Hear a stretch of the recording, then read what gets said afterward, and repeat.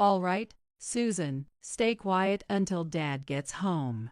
On Max's birthday, my daughter Susan and I planned a surprise for him. The plan was to hide in the closet together and startle Max with a party popper when he arrived.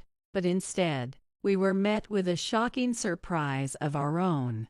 If we're going to do it, tonight's the night. I feel a bit sorry for Susan, but it can't be helped. Through the crack in the closet door, I could see Max and my mother-in-law, Kelly. The ominous atmosphere made it impossible for me to step out of the closet. At first, I thought it might be some kind of mistake. Perhaps they had discovered my plan to surprise Max and decided to prank me in return. But their sinister conversation left no room for doubt. Just make sure you do it properly. I know what I'm doing. Holding back tears, I clutched Susan tightly and resolved to protect her. I had to find a way to escape the house. After a while, Kelly mentioned she'd return once everything was over and left. Max, on the other hand, went upstairs as if he had suddenly remembered something. Once I confirmed they were both gone, I quietly carried Susan out of the house and headed straight to the police station. My name is Alexis. I graduated from university and work as a public servant. I met my husband, Max, through a dating app. He was a rookie entrepreneur who had just started a new company. I was drawn to the way he spoke passionately about his business ventures.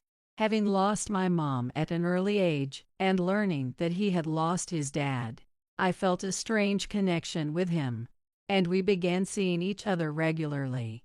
I love seeing your smile, Alexis. It's truly soothing.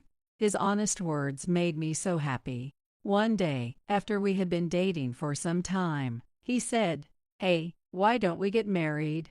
I think having you by my side would make me the happiest man alive." Is that supposed to be a proposal? It wasn't romantic, no scenic backdrop or bouquet of roses, but it was so very him, simple and unpretentious.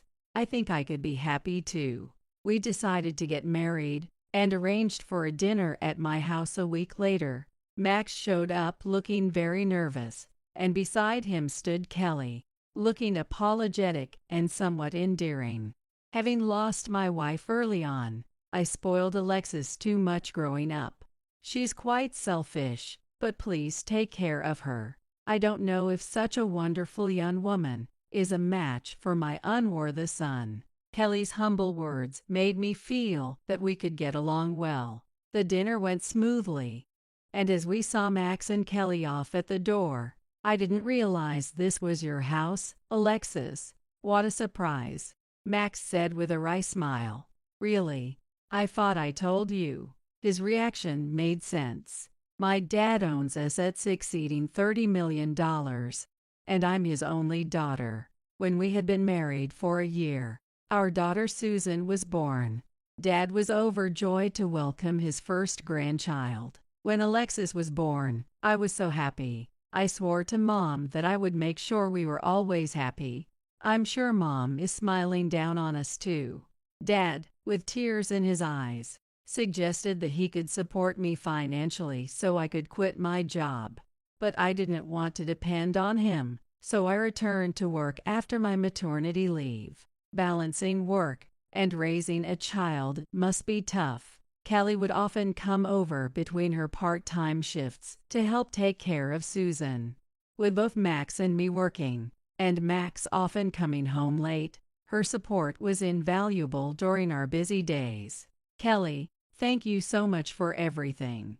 It's nothing, I'm just happy I get to see Susan's face.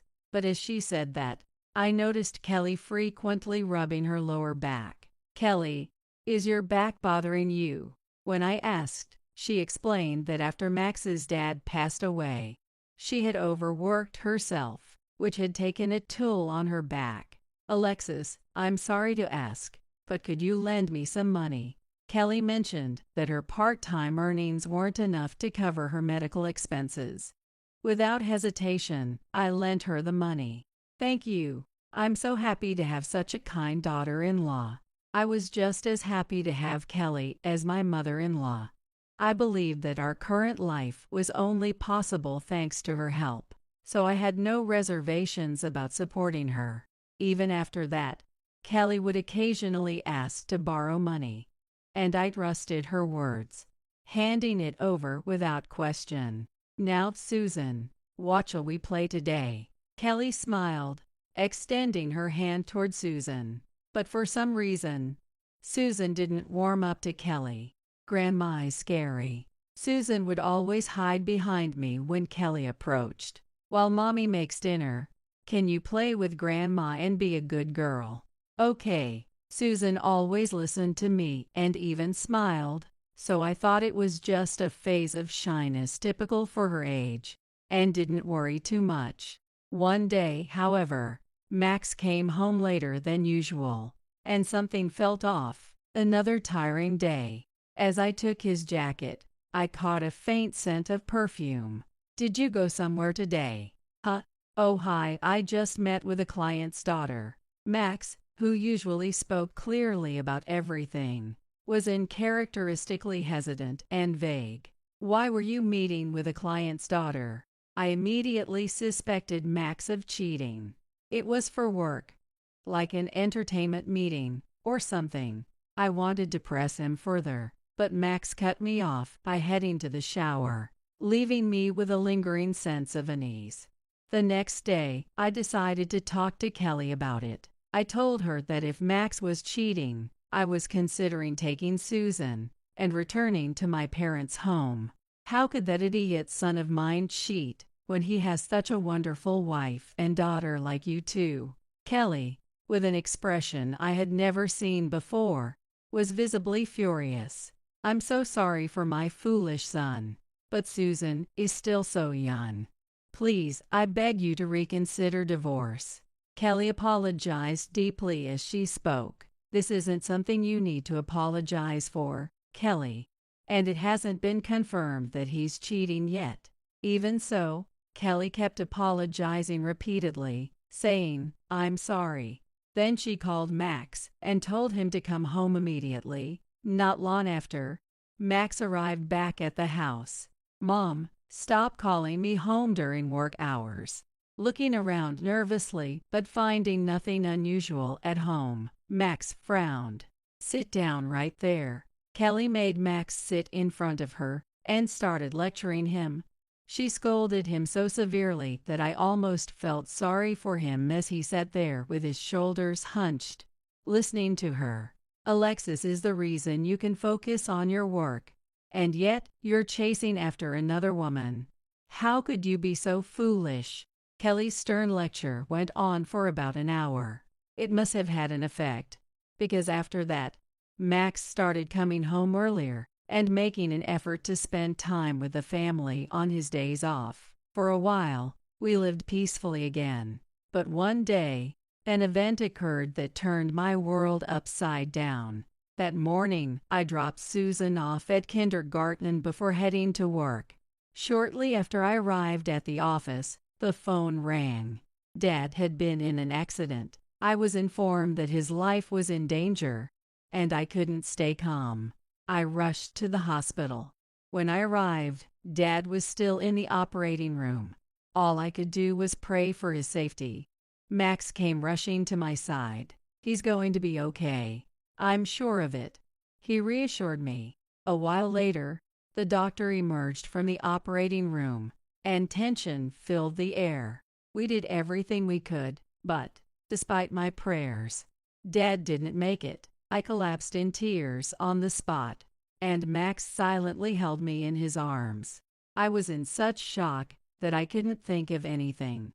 Max and Kelly took charge and made all the arrangements, ensuring that Dad's funeral went smoothly.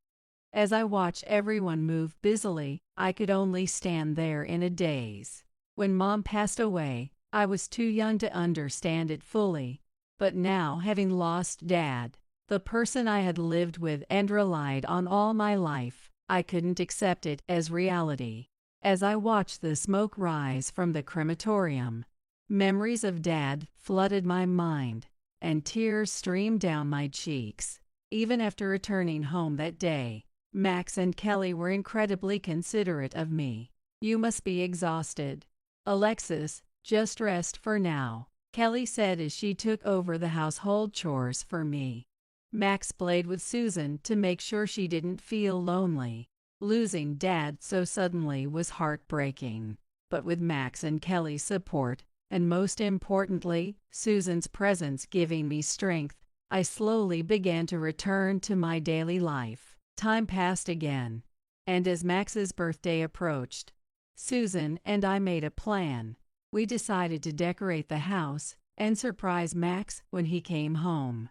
"All right, Susan, we have to stay quiet until Dad gets here." With that, Susan and I hid in the closet. The plan was to jump out and surprise Max with party poppers when he arrived. But in the end, I wasn't able to celebrate Max's birthday. I heard the front door open, and Max returned home, laughing with Kelly. Excitedly, Susan and I waited for the right moment, but something felt off. "If we're going to do it, it has to be tonight." When Max returned home, he had a sinister smile I had never seen before. "Hurry up, I've got enough on my plate as it is."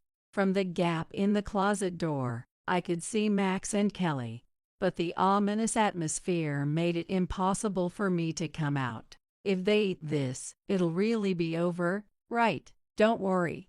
It's highly poisonous." I held my breath and hugged Susan tightly. "Mom." I quickly covered Susan's mouth, signaling her not to reveal that we were there. "Once they're gone, all of Kendrick's massive inheritance will be mine."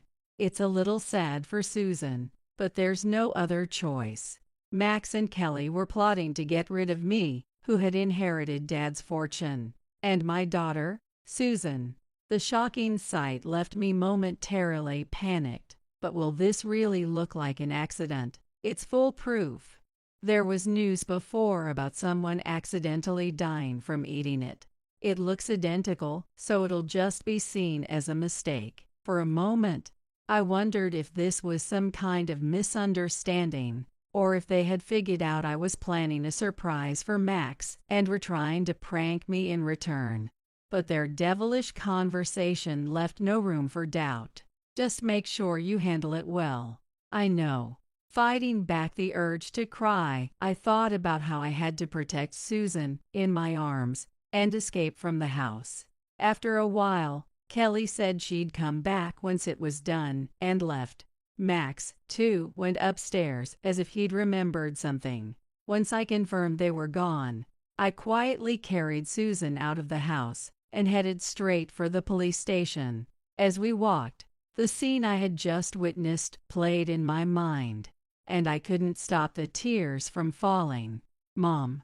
Susan looked up at me with worry, but I couldn't say a word. The fact that Max and Kelly, who had been so kind, were planning to harm Susan and me filled me with sadness, anger, and frustration. "Mom, does your tummy hurt?" Looking at Susan's innocent face, I steeled myself. I had to be strong. "It's okay now." Wiping away my tears, I gripped Susan's hand firmly and hurried toward the police station. When I arrived, I took a deep breath and said, "My husband and mother-in-law are trying to kill us." Everyone at the reception desk turned to look at me. A female officer approached and said, "I'll talk to your mom for a bit. How about we go play over there while we wait, little lady?" Susan hesitated for a moment but then looked up at me and nodded, following the officer obediently. Several officers escorted me to another room, where I explained Max and Kelly's entire plot. "I understand your story, but without evidence, we can't take action," one officer said. I insisted that the evidence was at my house, but the officer gave me a slightly troubled look. "If it turns out to be a misunderstanding, it would damage the police's credibility. We can't act based on one-sided claims alone." I had tried my best to plead with them, but I was coldly turned away. Just as I was about to give up, thinking there was nothing more I could do, Susan peeked up at me with concern. "Mom, are you okay?" I knew I had to protect this child at all costs. At that moment, an idea came to me. Susan, Mom has to talk to Dad about something important, just the two of us. Can you stay at a friend's house until I come to pick you up? Susan hesitated for a moment, but then she smiled and agreed. I was sure she could sense my unease. Even so, she was trying her best to be a good girl. Looking at her, so small and brave, I felt an overwhelming love for her. There was no way I could bring Susan back to the house with me. I took Susan to a friend's house. Can you take care of Susan just for tonight? Seeing the urgency on my face, my friend asked what was going on. I told her everything about Max and Kelly's plot. My story shocked her, leaving her stunned at first, but she quickly regained her composure and asked quietly, "So what are you going to do, Alexis?" She looked at me with concern. "I'm going back home to get proof of Max and Kelly's plan." My mind was made up. I needed evidence to take to the police and have Max and Kelly arrested. Although the thought of being killed by Max terrified me, I had no choice but to act. Meeting her gaze, I could see my friend understood my determination. "All right, don't worry about Susan. Just take care of yourself, Alexis." I left Susan with my friend and headed back home alone. At least now Susan was safe. That thought alone gave me the strength to keep going.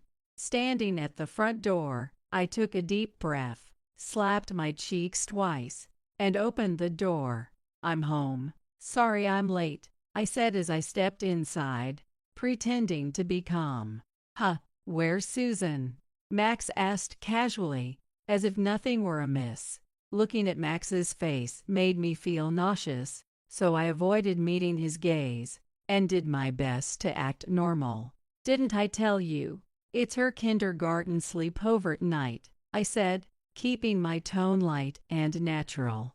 "It's my birthday, though. I was hoping Susan could celebrate with us," Max said, feigning disappointment. Of course, it wasn't that he genuinely wanted Susan to celebrate his birthday. I suppressed my irritation, trying not to let it show on my face. "It's your birthday, so isn't it nice to celebrate just the two of us?" Since Susan was born, Max had often suggested leaving her with Kelly so we could go out on dates, but I had always refused, thinking it would be unfair to Susan. Who would have thought that this twisted version of just the two of us would come to pass? It was deeply ironic. Well, it's been a while since it was just the two of us.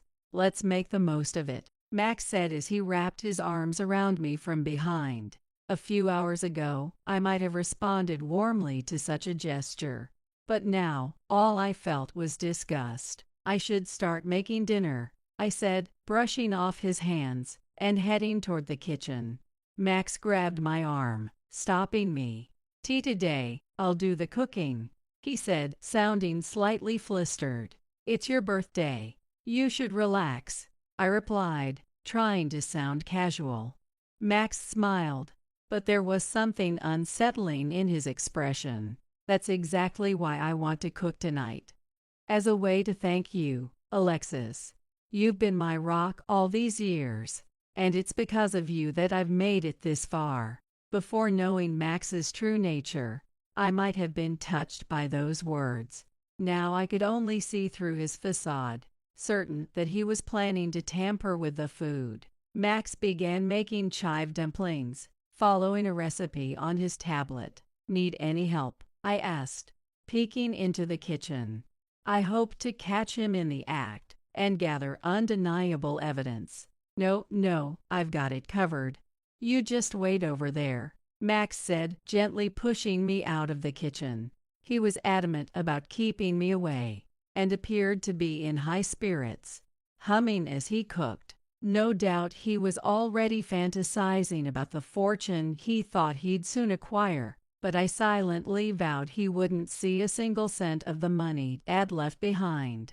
Eventually, the dumplings were ready. Max brought them to the table, looking triumphant. "Well, don't they look amazing?" he asked, grinning wider than usual. While he was distracted, I discreetly used Susan's phone to call my own. The ringtone came from my pocket. "Hello, Susan. Is everything okay?" I said, pretending to talk to her. "What's wrong with Susan?" Max asked, his face darkening. It was clear he wasn't thrilled about the interruption. "She said she forgot something important. I'll just drop it off and come right back," I replied, heading to Susan's room. I grabbed a random pouch and carefully maintained my composure, ensuring Max wouldn't get suspicious. Max muttered under his breath, clearly annoyed, but he relented when I assured him I'd return quickly. "I'll take some of your dumplings with me so Susan can try them too," I added casually. Max's lips curled into a sly smirk for a brief moment, but I pretended not to notice. I packed the dumplings into a container and left the house, fully convinced they were laced with something harmful. Max must already be rehearsing how he'd react when he received news of Susan collapsing. The fact that he was willing to harm not only me but also Susan filled me with a fiery determination. This had to end. The day Susan was born, Max had promised Dad he would ensure her happiness. Kelly had been overjoyed at having her first grandchild. The thought that they had been blinded by greed and were now willing to destroy everything boiled my blood. Clutching the evidence tightly in my hand, I marched to the police station. I no longer had tears to shed. My only focus was protecting Susan. With determination, I pushed open the doors to the station.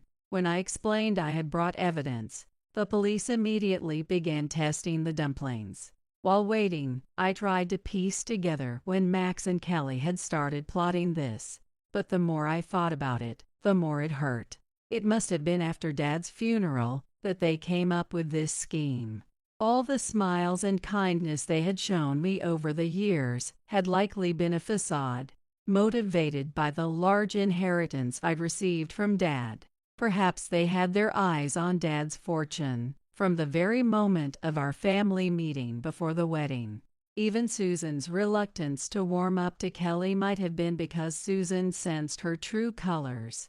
Lost in these thoughts, I was startled when an officer approached me in a rush. As I had suspected, the dumplings I brought in tested positive for poison. "We've confirmed your claims and will proceed to your residence immediately," the officer said. Several officers quickly mobilized, and a warrant for Max's arrest was issued. With the police in tow, I returned to the house where Max was waiting. To avoid tipping him off, the police turned off their sirens and parked a little distance from the house. I went ahead alone to the front door and called out, "Max, can you come to the entrance for a moment? Just a sec." Max replied, appearing a moment later with a curious expression. "What's up?" he asked, looking puzzled. Before I could respond, the police officers entered the house. "Why are the police here?" Max stammered, attempting to maintain his composure. When the officers presented the warrant, stating that he was suspected of attempted murder against Susan and me, his facade began to crack. "This is a misunderstanding," he exclaimed, blocking the officers from entering further. "Given the filed report, we're obligated to investigate," an officer replied firmly, pushing past Max and into the house. "Alexis, what's the meaning of this?" Max shouted, glaring at me with a mixture of anger and desperation. "I know about you and Kelly's plan to stage accidents to kill Susan and me. That's why the police are here," I said, meeting his gaze without wavering. Max's confident demeanor faltered, but he wasn't ready to give up. "When did I ever try to kill you too?" "That's absurd," he shouted. Before I could answer, one of the officers spoke up. "Mister, can you confirm that you made these dumplings?" the officer asked, pointing to the dumplings on the table. Max hesitated before replying, his voice trembling. "Why, yeah, I made them. So what?" They're just normal dumplings." Sweat began to bead on his forehead, and he nervously wiped his face with a towel, unable to stay still. "Well, poison was found in these dumplings," the officer said, holding up the ones I had brought in earlier. Max's panic deepened, and he visibly struggled to maintain his composure. "Mrs., can you confirm that these dumplings are identical to the ones here on the table?" the officer asked, turning to me. When the officer asked, I confirmed without hesitation that they were the same dumplings. According to the police, their analysis of the dumplings Max had made revealed not leeks but the toxic leaves of daffodils. Furthermore, remnants of the daffodil leaves were found in the kitchen scraps. Forensic officers arrived, meticulously gathering evidence, one piece at a time. "Mister, can you explain this?" the officer pressed Max. I got those from a friend who grows leeks," Max stammered, attempting to shift the blame onto an unsuspecting friend who supposedly cultivated leeks. Unbeknownst to Max, the police had already reviewed a second piece of evidence I had provided, which sealed his guilt. What Max didn't know was that I had secretly installed a hidden camera in the room. Initially, I'd set it up to record Max's surprise reaction to the birthday celebration I had planned for him. My intention was to capture his shock and share the footage with friends later for a good laugh. While I never got the chance to record his reaction, the camera inadvertently captured something far more incriminating: Max and Kelly conspiring over their plan. After my initial shock and confusion upon learning of their scheme, I remembered the camera and retrieved it while Max was busy in the kitchen. I submitted the camera, along with the dumplings, to the police as evidence. It was a high-quality, state-of-the-art model that recorded not only video but also crystal-clear audio. In the footage, Max and Kelly were unmistakably discussing their intent and the steps they would take to execute their plan. I didn't know anything about this. Max continued his pitiful resistance. However, when the police informed him about the existence of the camera, he fell silent, realizing the game was up. As Max was restrained by the officers, anger surged within me. "I ignored your infidelity, but this.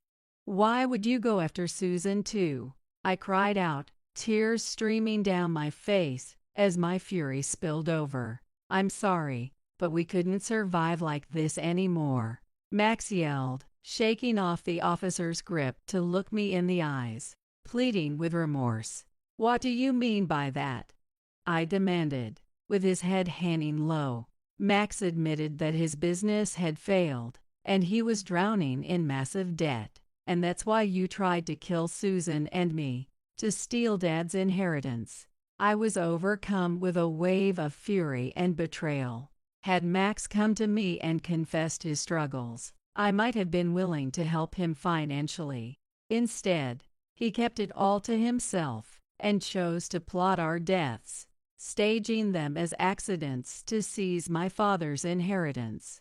"I'm sorry, I couldn't think of any other way," Max muttered, his shoulders slumping. But his remorse did nothing to diminish my anger. "So you admit to attempting to murder your wife and daughter?" the officer asked pointedly. Max gave a weak nod, unable to meet anyone's eyes. The officer placed handcuffs on Max as he stood there, a broken man. Watching him, I was engulfed by an indescribable emptiness. At that moment, Kelly appeared, completely oblivious to what had unfolded, wearing a bright smile. Did everything go as planned? When Kelly saw the police officers, her expression turned to one of panic. "Who are these people?" I told the officer that she was my mother-in-law, and Kelly seemed to realize the gravity of the situation. "Kelly, it's all over. We know everything." "What do you mean, everything?" "I have nothing to do with this." Kelly tried to shift the blame entirely onto her son Max, But when I explained that I had witnessed everything and had already submitted the evidence to the police, her face turned pale. Yes, I just remembered something. In a frantic attempt to flee, Kelly rushed towards the door, only to be easily apprehended by the officers waiting outside. Max and Kelly were swiftly taken away in the police car. I was asked to provide further details, and I agreed to go to the police station for questioning. On the way back from the station, I saw Max and Kelly being led away by detectives, seemingly being moved to another location. "You useless piece of trash," Kelly yelled, cursing Max. "You were the one who told me to do it in the first place, old woman." I later learned that Kelly had been spending the money she received from me under the guise of medical expenses on nightclub visits. Unable to keep up with the payments, she had apparently convinced Max to help her steal my inheritance. Her anger at Max's infidelity likely stemmed from the fact that if we divorced, he wouldn't inherit anything. It seemed as though money had always been his true motive, and as I thought about our marriage, regret overwhelmed me. But with a heavy heart and many conflicting emotions, I left the police station. "Mom, a friend had come to pick me up with Susan. Mom, I'm hungry." My friend tried to feed Susan, but she refused to eat, worried about me. It had been a long day for Susan as well. Finally free from the fear, I hugged Susan tightly. "How about we go to a family restaurant? Just the three of us." "Yay!" Susan jumped up in excitement. My name is Ashley.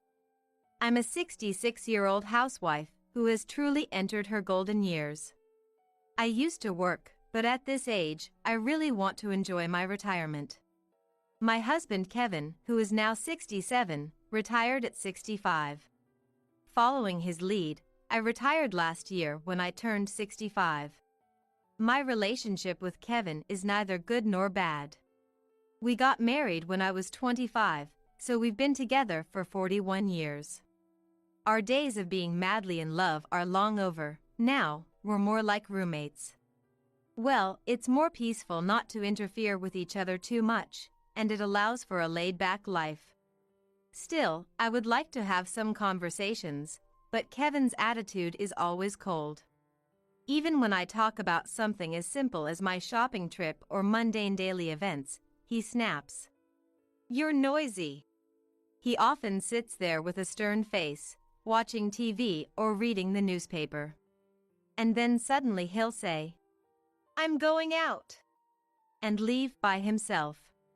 Sometimes I invite him to go shopping together, but Kevin has never once agreed. Even though he's retired and has plenty of time, he's always busy going out on his own. Not being able to go on a trip together, even though we have the time, makes me feel incredibly lonely. Isn't it too much to ask to spend our golden years like this? So I prepared some travel brochures. "Hey, how about this place?" I said, trying to invite Kevin. I offered to handle all the arrangements and cover the costs if he would just come along. "I'm not going." But Kevin still coldly said, "Sometimes I think it might be easier if we just divorced and ended our relationship, but I can't make the decision.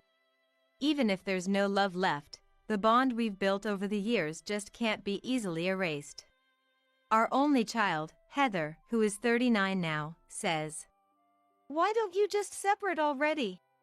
But it's not that simple when it comes to marriage. If there was a major turning point, I might be more inclined, but apart from his coldness, I don't have many complaints about Kevin. Kevin does what he likes, but doesn't interfere with what I do. Every day, I wonder if it's right to consider divorce just because we don't spend much time together or have conversations. Maybe getting a part-time job would help distract me? But my dwindling energy doesn't allow for that. I know I'm being indecisive, but this is a dilemma only the person in it can understand. Today, once again, I tried to talk to Kevin. "Today, our neighbor Jasmine." But he cut me off with, "Shut up, I'm not interested. I fell silent. Resigned, I turned my attention back to the travel brochures I had collected. One of them had a special feature titled Perfect for Solo Travel. Unlike in the past, there are now many travel plans tailored for solo travelers. I realized that instead of trying so hard to get Kevin to come along, maybe I could consider these options. If Kevin ever decides to join me, that would be great, but maybe it's time I start enjoying my retirement on my own. Ideally, it would be wonderful to travel with Heather and her family, but my teenage grandkids aren't interested in traveling with their grandma anymore. They're busy every day with school, extracurricular activities, and spending time with friends. They wouldn't want to use their precious free time for a family trip. It's a difficult age for them. Plus, it's not feasible to leave the grandkids at home and travel with Heather alone. So maybe a solo trip is the way to go. Once I've decided on something, it's best to act quickly. As I looked through the brochures, thinking about where to go, the loneliness of Kevin ignoring me faded, replaced by excitement. But as I was happily planning my trip alone, it was strange how Kevin started to take notice. "What are you doing?" he asked. "I'm planning a trip," I replied, and he peeked at the brochure in my hand. "Hey, this hotel looks nice. It even has a jacuzzi in the room." "Right? Enjoying a jacuzzi all by myself would be such a luxury," I said, my face lighting up. To my surprise, he said, "Sounds good. Maybe I'll join you." "What, you're coming on the trip too?" "That's what I'm saying." I looked at him in disbelief, and he frowned. I quickly tried to smooth things over before he got upset. "Yeah, let's go together," I said with a big smile. "Wow, this is going to be fun." Just then, the doorbell rang. I saw a familiar face standing there. "Oh, Elizabeth, come in." Elizabeth is Heather's best friend from college. She's been close to our family ever since she first stayed over at our house when she was 18. She's the same age as Heather, now 39. Married and a proud mother. Originally from another state, she moved nearby after getting married. Heather, on the other hand, moved to another state when she got married and doesn't come back often. Elizabeth visits us more frequently. She used to visit a lot during college, often staying over to work on assignments with Heather. We'd often have dinner together, and it felt like we had another Heather in the house. "Hello. I brought you a little something from my recent trip." "Wow, thank you." I thanked her and invited her in. Kevin appeared. "Hey, welcome." "Hello, thanks for having me." Kevin, usually so gruff and unfriendly, was always polite to Elizabeth. He's been that way for years. Maybe he thinks of her like another daughter. Elizabeth is more polite to Kevin than to our own daughter Heather, probably because she's not family and wants to be polite. I remember Heather once said, "Dad gets along better with Elizabeth than with me, and it annoys me." I laughed and asked if she was jealous. She pouted and said no. I guess daughters are always fond of their fathers. I chuckled at the memory, and Elizabeth gave me a curious look. Oops, I must look like a crazy old woman. I didn't want her to think that at 66 I was already losing my mind, so I said, "I'll make some coffee," and disappeared into the kitchen. Elizabeth, familiar with our home, sat on the living room sofa without a word. I started preparing coffee, glancing occasionally to see her comfortably seated. When I returned with the coffee and some snacks, I found a lively conversation going on. "Really?" Elizabeth laughed. "Yes, it was hilarious." Kevin was laughing too. Heather might be right, I was feeling a bit jealous. Kevin always seems so bored when talking to me, but he lights up around Elizabeth. Kevin seems happiest when he is with Elizabeth, rather than being with me or Heather. It's been like this for years. Long time. Elizabeth first visited our home when she was 18. They were shy at first, but got along well within a year. Since then, Kevin and Elizabeth have always been close, and I often see Kevin smiling when he's with her. I can't help feeling jealous of Heather's friend, but there's nothing I can do about it. It's like they're in their own world, making it hard to step into the living room. I found myself standing at the door, unable to move forward as their conversation grew quieter. Were they deliberately lowering their voices? Was it a secret conversation? I couldn't help but press my ear to the door to eavesdrop. Even though it was faint, I could hear their voices. A hot tub, huh? That sounds nice. I'd love to go. Should we go together then? Elizabeth must have said it casually, but Kevin's response surprised me. I was shocked, but it seemed like I was the only one. Elizabeth continued. That sounds great. We can share a room with a hot tub. Without a care. What are they saying?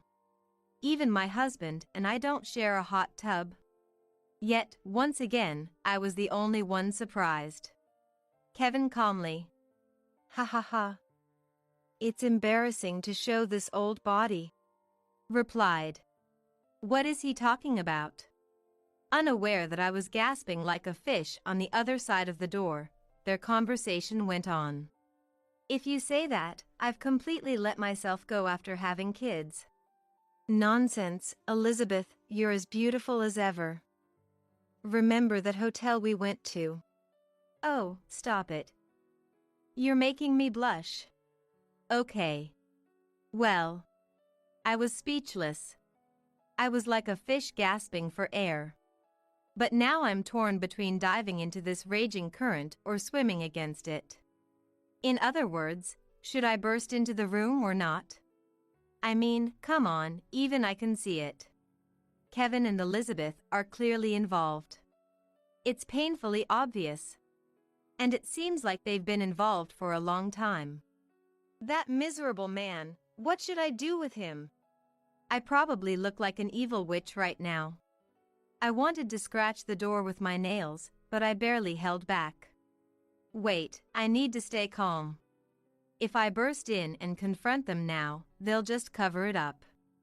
I need solid evidence first. Everything must come after that. To calm down, I drank all the coffee I had prepared. Now I'm full. Unaware that the wicked witch is filling herself with coffee, the unfaithful couple continued their surreal conversation. Have they forgotten I exist? Later that night, I saw Kevin watching a comedy show in the living room, so I called Heather from the bedroom. It's creepy watching him stare blankly at a comedy show. It's hard to imagine Dad laughing. But he was laughing a lot when he was alone with Elizabeth. Are you sure he was really laughing? You only heard it, right? Maybe his face was expressionless and only his voice was laughing. That's even creepier. We both laughed, ha ha ha. But this is no laughing matter. I still can't believe he's involved with Elizabeth. Unbelievable, right? Not just Dad, but Elizabeth is married with kids. What are they thinking? It seems like it's been going on since college, so it started before they were married. Ugh, that's the worst. For Heather, knowing her friend and her father are involved must be nothing but disgusting. After she spat it out. What are you going to do? She asked me. Honestly, I want a divorce. That makes sense. But there's also the bond we've shared as a couple. That's a tough decision. I need to think about it for a bit. From my daughter Heather's perspective, she probably wanted to say, "Why don't you just get a divorce?" But she held back, understanding my feelings. She is such a kind daughter. Kevin and Elizabeth have trampled on not just my feelings, but also the gentle heart of Heather. As a father, as a friend. This is something that can never be forgiven. But even so, it's not something I can easily decide on. Divorce, I mean, as years of being together is not something to be dismissed so lightly. Marriage is a blend of good times and bad. Indeed, things have grown cold lately, but we've had our share of happiness. Especially before Elizabeth came into the picture, we were such a happy family. What should I do? Unable to find an answer, I hold my head in my hands. But events move forward, not giving me time to think. Wait, you're canceling the trip? Yeah, it just doesn't seem like it'll be fun going with you. What? The next day, Kevin, who usually eats breakfast in silence, suddenly spoke up to announce that he was canceling our trip. I felt both sadness and an inevitable sense of course, he would say that. I had a bad feeling ever since I overheard Elizabeth saying, I would love to go. So, I tried. Then I don't need this brochure anymore. As I was about to discard the hotel brochure, Kevin said, You don't need to throw it away. Snatched it away from me. Why not? If we're not going, it's just trash. We might go someday. Fine, then I'll just go by myself. So give it back. No. I might want to go someday, and until then, you can't go. What? I might feel like going too, and I won't allow you to go before me. What? I was bewildered by his unreasonable response. But at the same time, I wasn't surprised. Kevin planned to go with Elizabeth. He didn't want to risk running into me by chance. That's why he said I couldn't go. He's planning to go with Elizabeth. What a selfish person. Am I supposed to continue being married to this man? Though I wavered about reconciliation, those feelings quickly vanished. As expected, I found Kevin making reservations for the hotel on our home computer. Is he an idiot to use the same computer I use? He's too excited about this. I need to move towards divorce. As I was thinking that, things took another turn. One day, while considering which detective agency to hire for evidence collection, I came home from shopping to find a woman's luggage in the hallway. Recognizing it, I headed to the living room and, as expected, found Elizabeth there. Hello, Elizabeth. Elizabeth only nodded. At least say something. Hey you, I have something to talk to you about. Elizabeth remained silent while Kevin began speaking. Don't call me that way. What? Nothing. I had no reason to be addressed so informally by him, nor did I have time to listen to what he had to say. Suppressing my urge to respond harshly, I said, I'll make some coffee for us.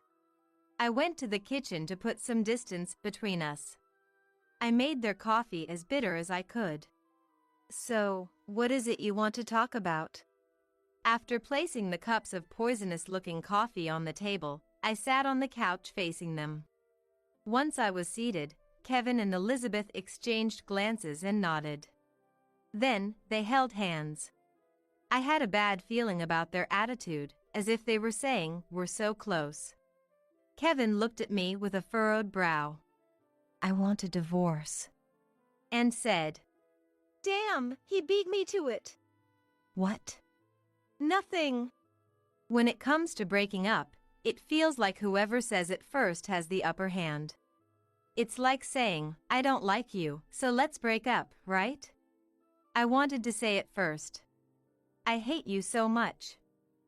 I'm dumping you. Being told first feels humiliating. Hey you, what is it with you, seriously? You're so restless. There it is, the hey you again. It really pisses me off. As I was getting annoyed, Kevin finally said it. I'm divorcing you to marry Elizabeth. Haha, is that so? What? I was thinking how annoying it was and missed what he said.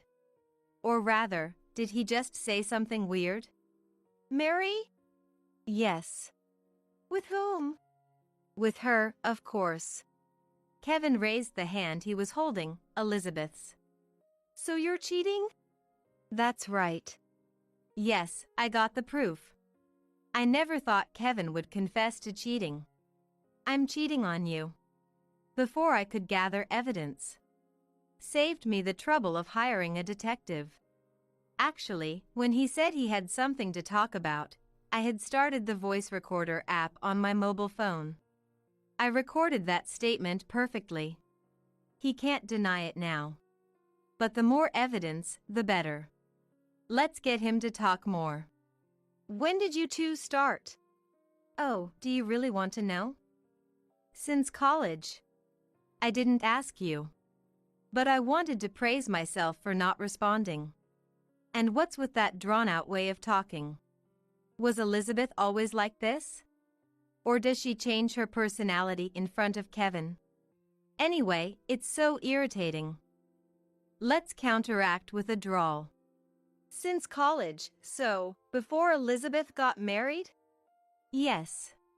You married your husband while having an affair with Kevin? You don't love your husband? Well, I have some affection for him. But I love my darling more. Can I punch her? Someone give me permission. What darling? I've never called Kevin that way. Even if he told me I could, I'd refuse. But your relationship isn't bad, right? So if you marry Kevin, Elizabeth, you will also divorce, right? That's right. How will you explain it to your husband? Just that I'm marrying the one I love. Is she an idiot? She must be an idiot. People who commit adultery aren't normal.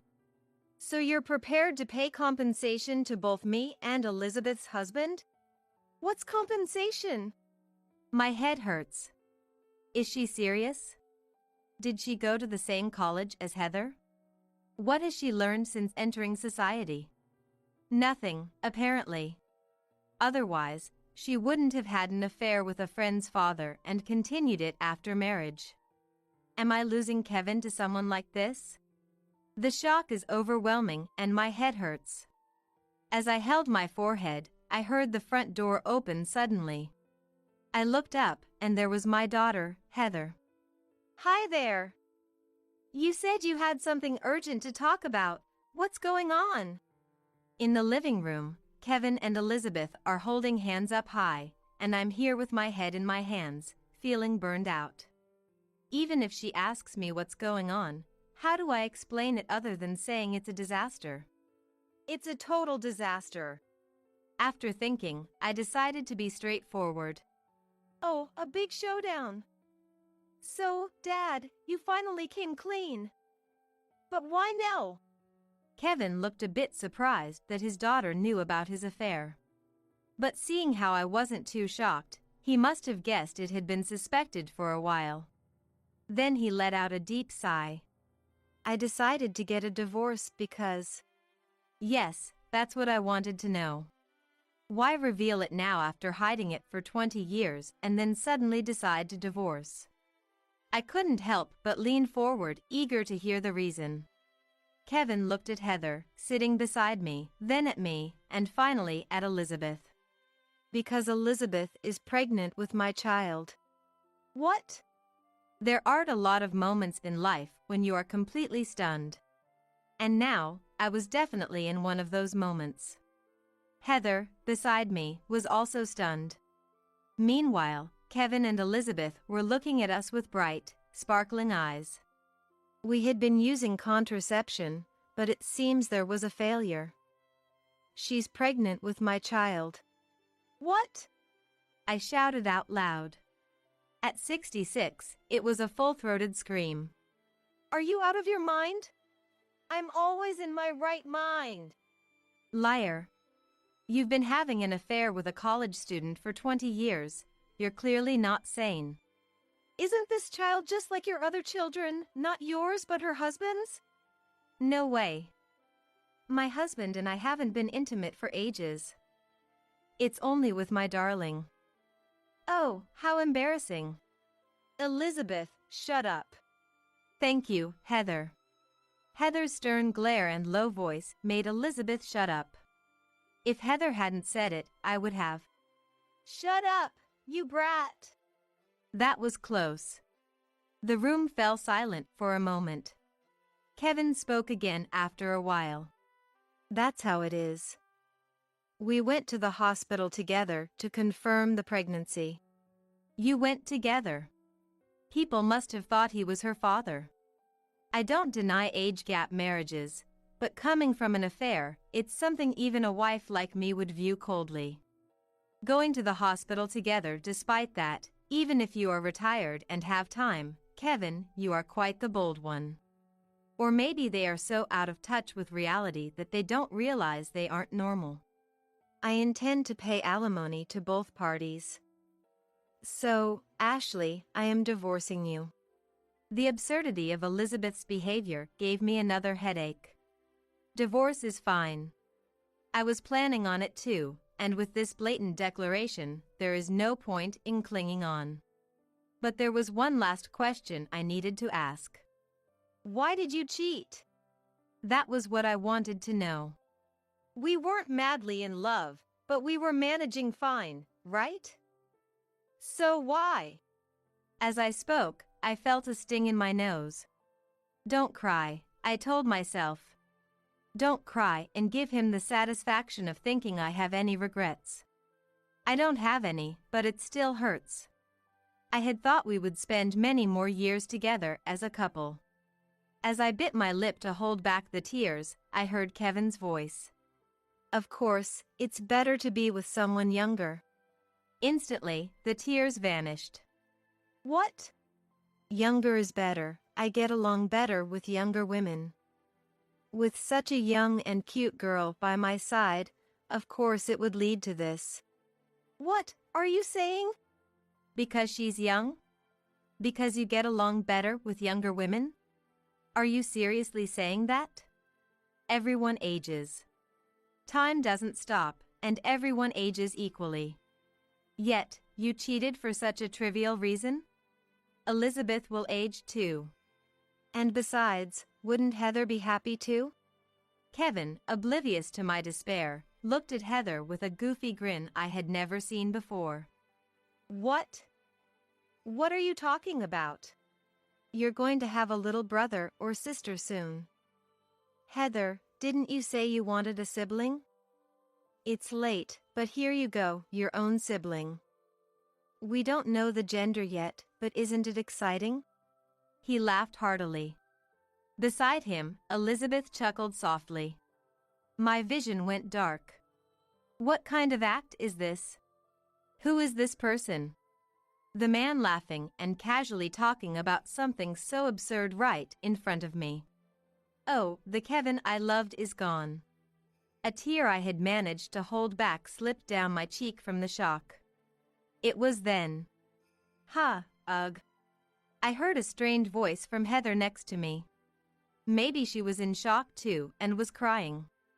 I quickly looked over at her, but what I saw was unexpected. Heather, what's wrong? Why are you laughing? That's right, Heather wasn't crying.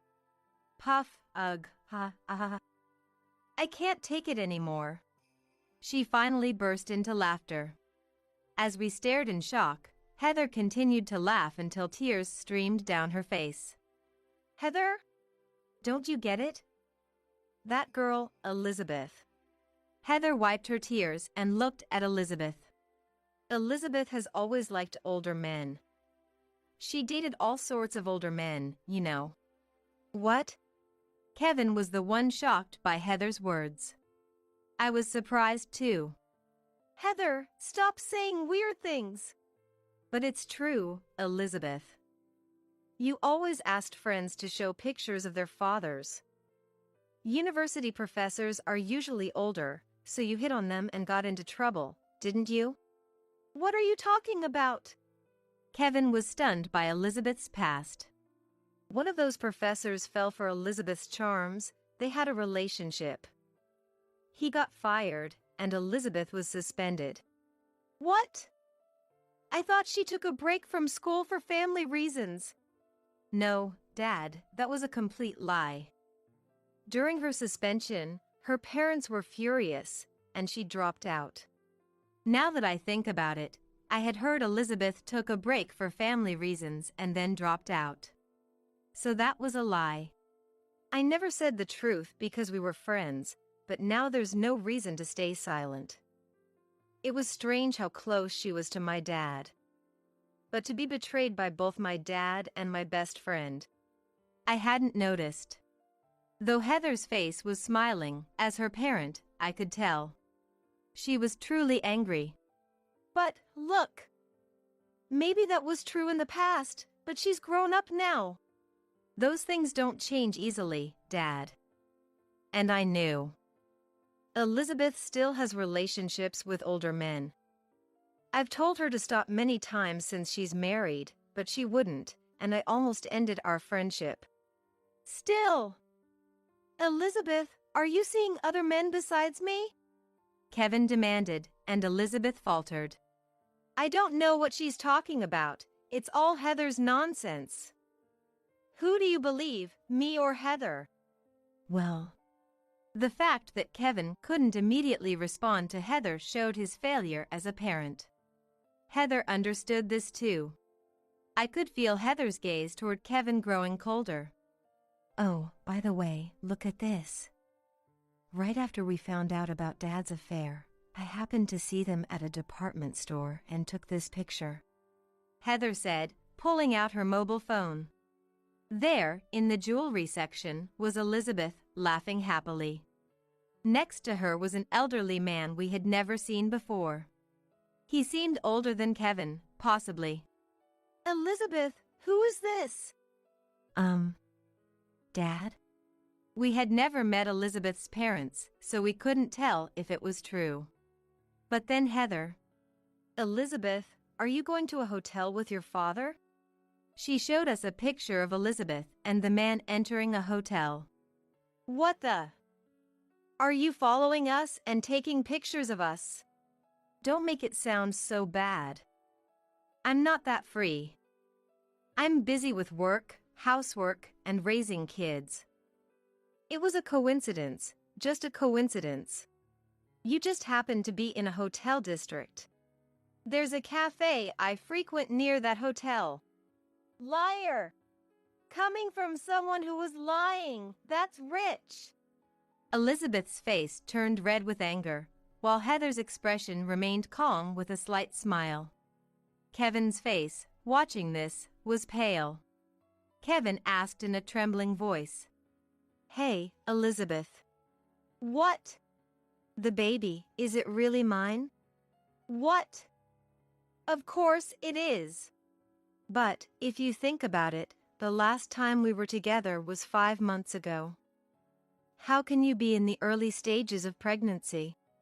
You just don't understand pregnancy timelines because you're a man. No, that's definitely strange. Early pregnancy is usually about 3 months. If the last time was 5 months ago, anyone can see that's odd. Elizabeth is trying to push through because Kevin doesn't understand. Elizabeth, tell me the truth. How many men have you been with? Shut up. I never counted. What? Oh. What or oh doesn't cover it. She had been talking smoothly, but the story was falling apart. You never counted? How many are there? Heather laughed again. Kevin was stunned, Elizabeth looked angry, and I couldn't close my mouth in shock. The room fell silent, with only Heather's laughter echoing. Well, anyway. Snapping back to reality, I had to say something to Kevin. The divorce is decided. Make sure you pay the compensation. What? Kevin, also snapping back, looked surprised. Why is he so shocked? I'm giving you a divorce. Isn't that what you wanted? Oh, no. No, you can't back out now. Regardless of the child's paternity, your affair is clear. I'll get the compensation and we'll divorce. Wait. I still need you. How can you say that now? Apparently, Kevin realized Elizabeth's betrayal and thought he could reconcile with me. Life isn't that easy. You're going to leave me. I don't even know if the child is mine. And there's no way I'm staying married to someone who loves other men. Don't be ridiculous. What about the baby? Raise it as your current husband's child. That's impossible. I told you, we haven't been together. He'll find out. I don't care. Oh, the ugly fight has begun. This is the real battlefield, Heather said calmly from the side. Then, "Oh, Dad. I'm cutting ties with you," she announced. What? I won't let my grandchild see you ever again. No. That's too much. Why would I let someone who betrayed his family see them? It's bad for their upbringing. No. Kevin was always distant with his wife and children, but he was incredibly doting on his grandchildren. Not being able to see them is, in a way, a harsher punishment than divorce. Serves him right. Hey, what about me? I want to see my grandchildren. A chaotic scene unfolded for a while. Looks like it's going to be a long one, so I think I'll make another cup of coffee. After some time, Kevin and I got divorced. Heather's husband introduced me to a good lawyer, so the discussions went very smoothly. It's important to record things, after all. Kevin was found entirely at fault and had to pay alimony, and I got the house. Kevin moved to an old apartment with the little money and pension he had left. He will likely spend a lonely old age in that drafty room. I filed a claim against Elizabeth for damages, which led her husband to discover her infidelity. Moreover, multiple affairs and a pregnancy were revealed, and she was kicked out of the house. She certainly couldn't afford to pay damages to both her husband and me. Her parents, whom she ran crying to, paid on her behalf. Her husband also got child support in addition to the damages. Naturally, he got custody of the kids. They did a paternity test just to be sure, and the children were indeed his. She got help from her parents, but Elizabeth was always on bad terms with them. She had gotten expelled from college for her antics. Her parents were furious that she hadn't learned from her mistakes. They demanded that she repay the money they had covered no matter what. She was apparently quite distressed from their daily nagging. This was the information I got from Heather. Heather also told me, "Dad keeps calling me, so I blocked his number. He's so persistent." I could only chuckle at Heather's words. The betrayal from a father she once adored must have been quite a blow. Love can turn into hatred in an instant. As for me, I sold the house filled with memories of Kevin and bought a condo for one. I'm spending my retirement there peacefully. I'm enjoying the solo trips I always dreamed of, trying new things, and attending hobby classes. Sometimes I travel with Heather's family. Well, it turns out living alone isn't so bad after all, I said with a smile, feeling content with my fulfilling days. Are you in there? Open up. Please give me a break. I'm finally enjoying my time in our new home. Open the door. I reluctantly opened the front door to avoid disturbing the neighbors. Running away when you can't even have children? I don't recognize you as my son's wife. Standing there were my husband Timothy, his mistress, and my mother-in-law Joanna. What? For the sake of my new daughter-in-law and the grandchild on the way, we're taking this house as compensation. Get out. Yes, hurry up and leave. That's right, you barren old woman, we're done with you. They were really saying whatever they wanted. They didn't even realize how mistaken they were. My name is Sandra. I'm 43 years old and work in a corporate job. My husband, Timothy, is a year younger than me. We don't have any children. We thought it would happen naturally, but it never did. After many discussions, we decided to live our lives together as a couple without children. I have no regrets. We've been living in the same apartment since we got married. It's small and old, but it's comfortable enough. Saving money for a home and living modestly has its own joys. I was recently assigned to the planning department at my company, a position I've wanted for a long time. After working hard in the demanding sales department, it finally paid off.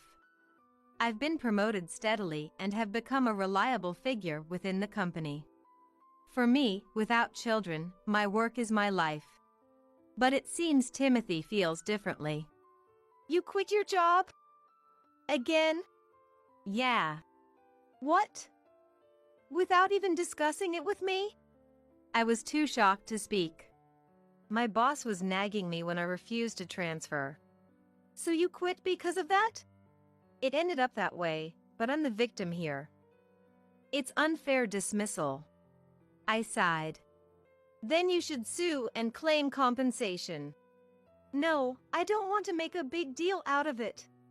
I knew it. It wasn't unfair dismissal. This was Timothy's bad habit. He couldn't stick with a job for long. He wasn't irresponsible, but he would suddenly quit when he got fed up. Switching jobs every 2 or 3 years had become the norm, and each time, it disrupted our finances and daily routines. As a partner, I couldn't tell him to endure a job he hated. But we're in our 40s now. Repeated job changes only brought more disadvantages. At times like this, I was glad we didn't have children. I could support us. And if something happened to me, he would support me. I understood that, but finding a new job wasn't going well, and time just kept passing. The timing was bad, but age and experience were also factors. He was frustrated. He stayed home all day without doing any housework, just sighing. If he was bored, he could at least clean up his own mess. I have more right to be annoyed than you. I thought about saying something. When the house is small, there's nowhere to escape to, which makes it tough. Calm down. Arguing wouldn't solve anything. I held back my urge to blame him and watched over him. He finally found a job as a contract worker at a factory. It wasn't what he wanted, but it was better than being unemployed. We would slowly get back on track. Together, we could manage. One day, Joanna called. Hello. Sandra? Joanna, what's going on? I heard you've been treating Timothy coldly, haven't you? Huh? I let out a weird noise in surprise. I had no idea what she was talking about. Isn't it terrible to treat my son like that when he's hurt from being unfairly fired? Wait a minute, Joanna. I have no idea what you're talking about. What do you mean? I should be asking you. You've been harsh, telling him to hurry up and get a job or clean up, right? Why does it come to this? Sure, I said things like, I hope you find a job soon. Or, please put away the things you've left out. I made these comments carefully, trying to be considerate, even if they were a bit sarcastic. But I never used a commanding tone. This is another bad habit of him. Whenever something happens, he immediately tells his mother. And he exaggerates the story. Joanna is also at fault for taking him seriously, but when will he ever grow up and become independent? It's too much. He doesn't blame you, right? Well, that's because there's no reason to. What are you talking about? Sandra deserves to be blamed. It's your fault they don't have children. There are things more important than work, you know? You can't take it back once it's gone. Why is it my fault that we don't have children? He seems to be making up a very convenient story. We decided on this together, but now I feel betrayed. He wants to maintain his image, but to side with his mom and make me the villain is just childish. As a couple who will spend many more years together, we can't lose trust in each other. With that in mind, I decided to talk to Timothy that night. Please don't exaggerate stories to Joanna. If you have complaints, tell me directly. Let's do that for our future. Okay? Timothy, clearly annoyed, started fiddling with his smartphone in the middle of our conversation. Hey, listen to me. You're annoying. I'm getting a work message. With that, he got up and left. He didn't come back to continue the conversation and went straight to the bedroom. Is he in a bad mood, or is it the fatigue from working at the factory? I have no choice. We'll talk another time. But the next day, Timothy said he was tired and refused to talk. The day after that, he came home late from a company party. He spent the whole day off sleeping because of a hangover. After that, he stayed out late due to overtime and socializing. He was clearly avoiding me. He's trying to make it go away, but that won't solve anything. I hate being baselessly accused by Joanna. Rubbing my sleepy eyes, I waited for Timothy to come home. This is a problem that can't be postponed just because it's troublesome. Around midnight, Timothy came home humming happily. Welcome back. You scared me. What's wrong? You startled me. Were you awake? I was waiting for you, Timothy. Huh? Timothy looked annoyed. Why are you avoiding me? You're annoying. Something's wrong with you. You're persistent. If you have something to say, leave me a note. A note? Did we agree to avoid discussing things? Ugh. Remembering something from so long ago, you're really persistent. I was shocked. Had he forgotten our wedding vows? When I said I wanted us to be a couple who understood each other. He nodded and said, I think so too. I liked your seriousness, but now it's too rigid and heavy. If you don't want to lose me, change your attitude. There's another woman. What do you mean? Exactly what it sounds like. Are you cheating? I had a feeling based on his recent behavior. Is this a joke? What did I do? I'm telling you, you're too persistent. Do you want a divorce? Please, don't say that. Timothy clicked his tongue in annoyance. He pulled a piece of paper from his bag and shoved it at me roughly. It was a completed divorce application. Why do you have this? I was asked to write it. By whom? You know who. No, I don't. There's a woman who wants it submitted. I was at a loss for words. Did he fill out the divorce papers at his mistress's request? Don't get too full of yourself. You need me. Know your place. My hands trembled as I clutched the divorce papers. I could hear my heart pounding in my chest. It's late. I'm going to bed. You should go cool off somewhere. Timothy disappeared into the bedroom. I stared at Timothy's name on the divorce papers. What was he feeling when he wrote this? Was he with his mistress when he was late tonight? I, who had been supporting his new job, was such a foolish wife. My head spun with confusion. I couldn't think straight. I needed to cool down, just as he said. I grabbed what valuables and essentials I could and silently left the house. A month later. I haven't been back home since. I've tried contacting Timothy several times, but there has been no response. This room is quiet and comfortable. It calms my mind. The sunlight streaming through the window brightens the still empty living room. The ventilation is good. As the cool air touched my cheeks, I took a deep breath, letting the scent of wood fill me. Then, Sandra, are you in there? Open up. The grating voice made me frown. That familiar, loud voice belonged to Joanna. Just great, exactly what I didn't need. I was finally starting to feel at peace. Sandra! Reluctantly, I opened the front door to avoid causing a scene with the neighbors. I made sure to look thoroughly annoyed. Ah, there you are. Long time no see, Joanna said cheerfully. She tried to force her way inside, but I pushed her back. Wait a minute. Why? What's wrong? Can she see my face? I'm clearly trying to refuse her. Wow, not bad at all. To my surprise, Timothy was with her.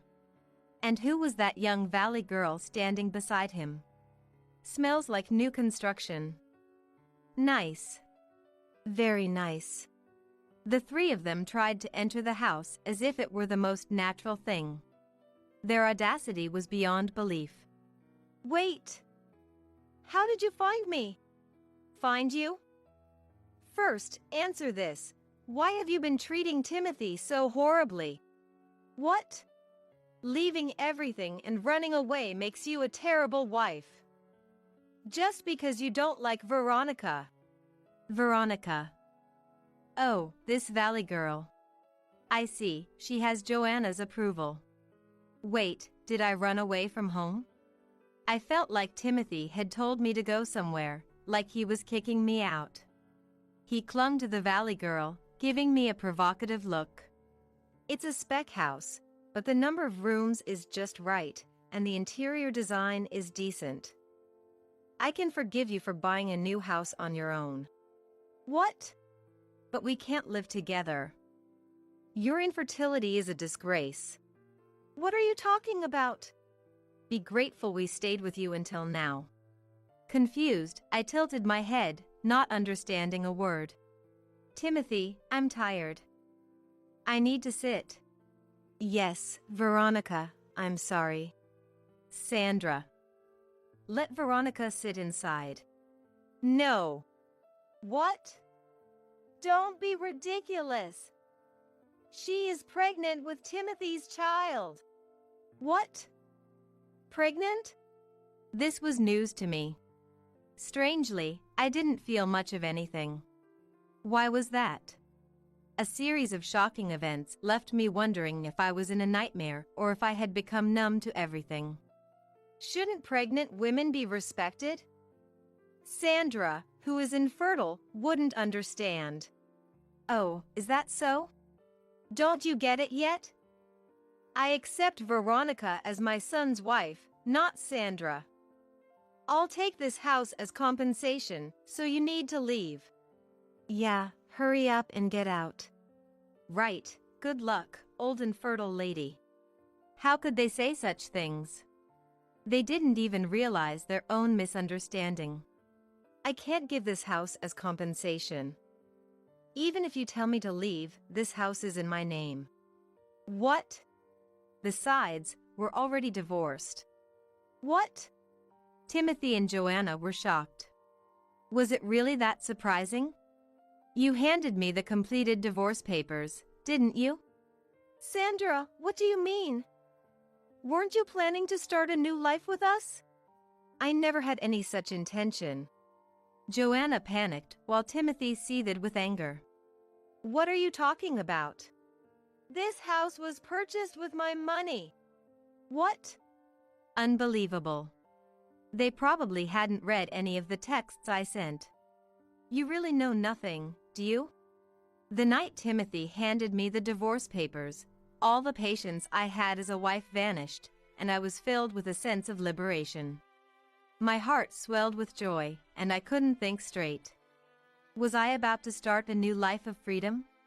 When I realized that, I felt so excited that I got dizzy. I signed the wife's section of the divorce papers with joy and submitted them to the court first thing the next morning. I made sure to split the savings evenly and transferred half to Timothy's account. Considering my earnings so far, most of the savings were mine, but I wanted to avoid any disputes. I sent a text saying, "From now on, let's communicate through lawyers." I used half of the savings I split with Timothy and the bonus I received afterwards as a down payment to purchase a new house. The rest was covered by a loan. Timothy said, "A loan? A housewife can't get a loan." I was dumbfounded by Timothy's condescending remark. "If you kept changing jobs, you wouldn't be able to get a loan." "What?" "Since you don't manage the household finances, you wouldn't know, but my salary is double yours." Maybe his pride was hurt, because Timothy's face turned red with anger. Even Veronica seemed surprised. "Timothy, this is different from what you told me, right? You said we'd live in a new luxury house." Calm down, Veronica. Timothy, or rather my ex-husband, was visibly shaken. I've been supporting the household all this time. The idea of living with his new wife and Joanna was absurd. "Sandra!" Joanna looked like she was about to explode with rage. "This is unforgivable. It's fraud." "Joanna, who wrote the divorce papers first?" "And who made him write it?" "It was her, the future wife of your son, who would support you. And now you have a grandchild too. Congratulations." "No, we'll take the house too." Joanna was fuming. How arrogant. "That's not possible. Such a big house, it's a waste for Sandra to live here alone. I plan to live with my parents eventually." "What? What is my son's wife saying?" No, I'm no longer your son's wife. I'm not related to you, Joanna. And who knows, there might be another great encounter waiting for me. Of course, I wouldn't say that out loud. "What's going on? I was planning to settle down in this house." Joanna looked dejected. "What happened to the apartment you were living in, Joanna?" "I sold that old place." "You sold it?" "Yes, I saw you moving appliances into this new house and immediately called Timothy. He invited me to live with him." So that's what happened. So the only place left is the small, old apartment I used to live in. I don't feel sorry for her at all. "Instead of having a tough career woman like Sandra, I thought I'd have a sweet daughter-in-law and grandchild, and a brand new house. I thought my old age would be secure." I wish she'd stop speaking ill of others while feeling sorry for herself. Who does she think she's calling tough? You are the one who is such a mess that I had no choice but to take charge. "Oh, I'm so down. Sorry, but I'm going home to tell Dad everything." Veronica seemed to have snapped. "That would be. If my dad gets mad, it's going to be a big problem. You better take responsibility." "Veronica, please, anything but that." So why did Timothy get this young valley girl pregnant? She was a company clerk, and after a drinking party, they slept together, and she got pregnant the first time. I thought she was just an employee, but she was actually the factory manager's only daughter. She was a private school-raised lady with zero experience with men despite her flashy appearance. He was her first, and of course, she didn't know he was married. The classic cheating line. "My wife and I are estranged. We're getting a divorce soon." She believed him and even prepared divorce papers for him to take. She seemed like she would be a very considerate, good wife. Congratulations and best wishes. So, that's that. Do whatever you want. "Wait." Timothy clung to the door to keep it from closing, and it was frightening. "Sandra, don't you have any maternal instincts? What do you think about the new life that's coming?" "Sandra, if you can't give alimony, I'll take this house as a baby gift," I said to the desperate Timothy and Joanna with a big smile. "Congratulations. Goodbye." I shut the door mercilessly and locked it. I thought I would leave the rest to my lawyer, but it wasn't that easy. After all, people who demand someone else's house aren't going to back down easily. As for the hateful texts from Timothy, I could just reply, "Please go through my lawyer," and then ignore the rest.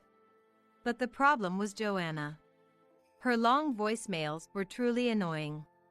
Because of that woman, I'm a homeless old woman. Can't you at least arrange another apartment for me? This house feels cramped and stifling.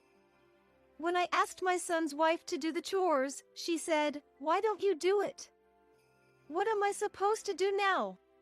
I'd love to delete these messages right away, but they might come in handy, so I decided to keep them. Her demands might escalate. She's such a shameless person.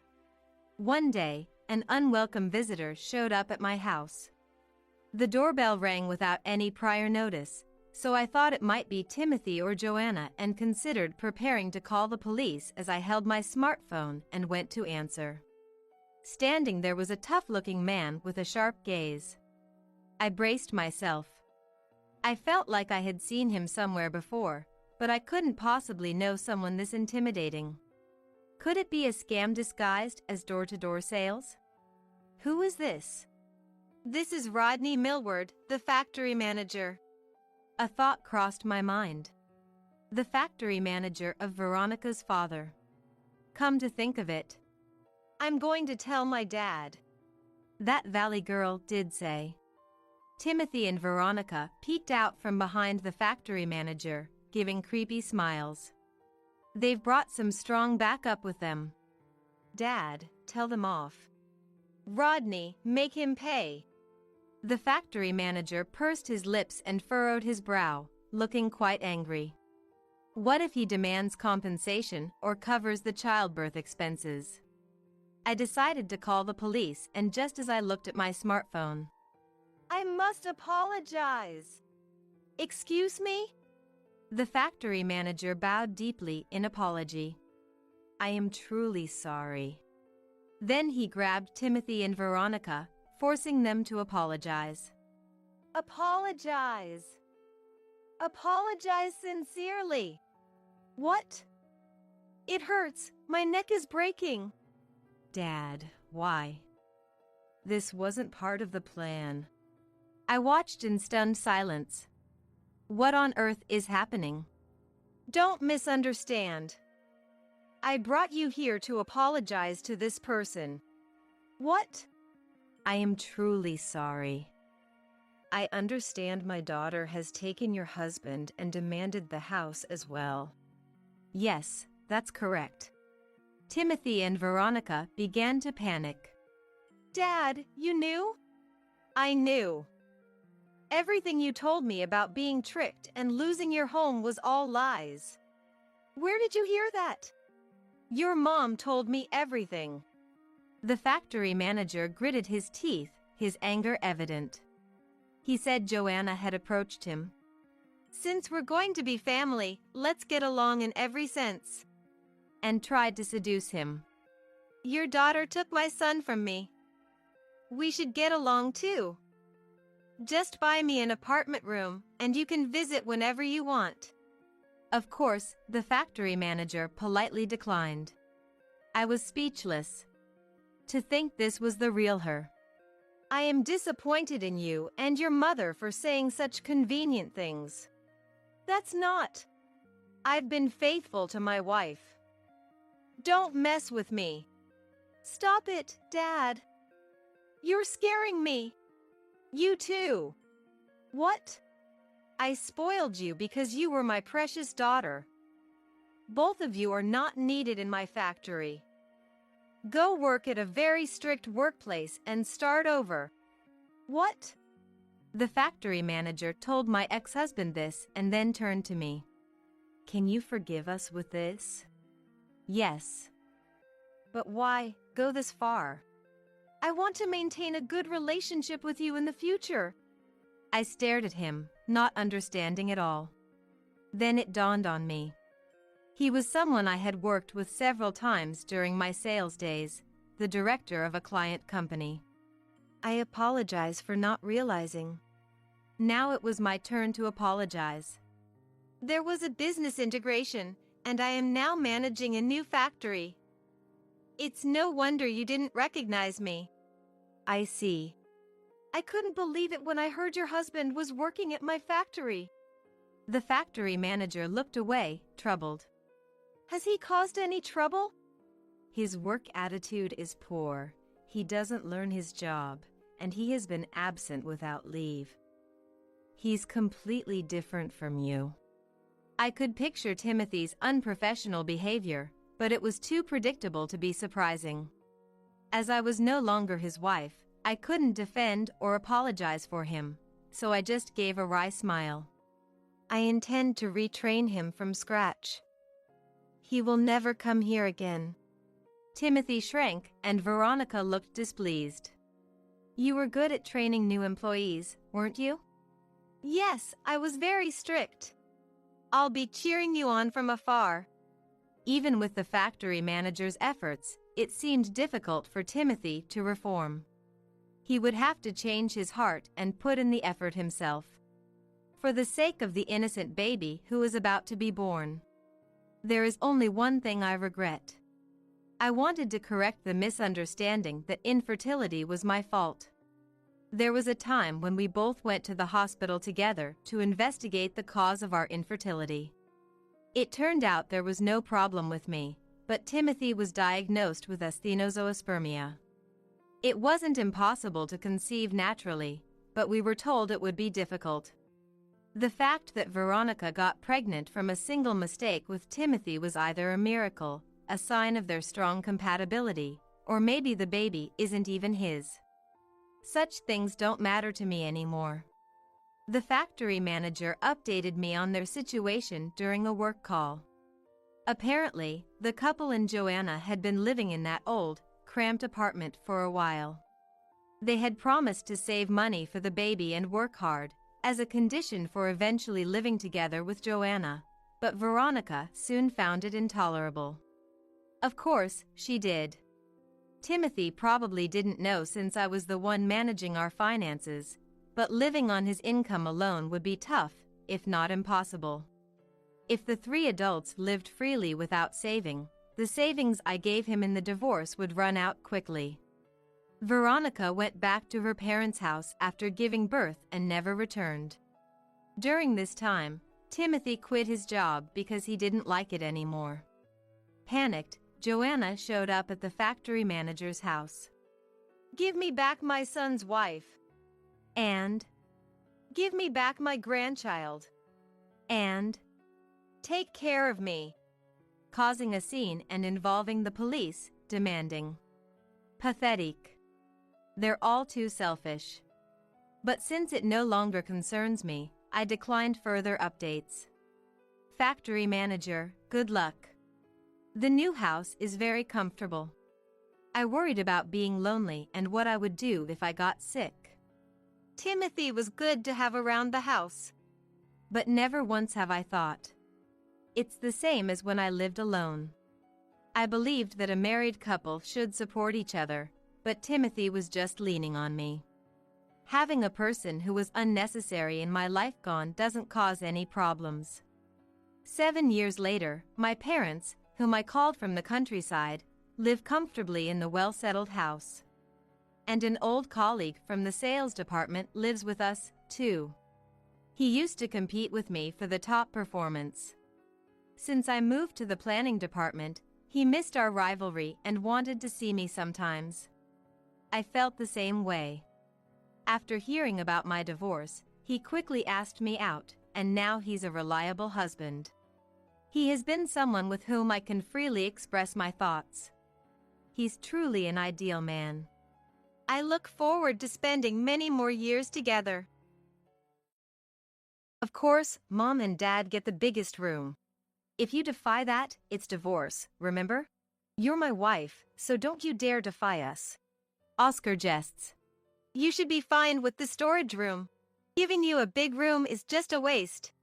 Grace adds with a chuckle. Considering we're letting someone else live under our roof, you should just be grateful for that. Marshall remarks humorously. The words of my husband Oscar, mother-in-law Grace, and father-in-law Marshall leave me feeling dizzy. It's true that Oscar and his parents have stubbornly refused to accept me as family, subjecting me to cruel treatment. But this is too much. After all, I was the one who found this house. Despite their numerous requests to move, they did nothing. So, at the end of my patience, I took time out of my busy work schedule to visit a real estate agent and found us a good home. Yet, they act as if it's only natural for me to devote myself to them. They believe I'm not even family and I should just be grateful for being allowed to live in the same house with them. I can't keep trying anymore. I've strived to become a true part of the family. But at this moment, I've reached the end of my tether. My name is Jessica, a 38-year-old housewife. I live with my husband. I met Oscar through a friend's introduction. After a relentless pursuit from Oscar, we started dating.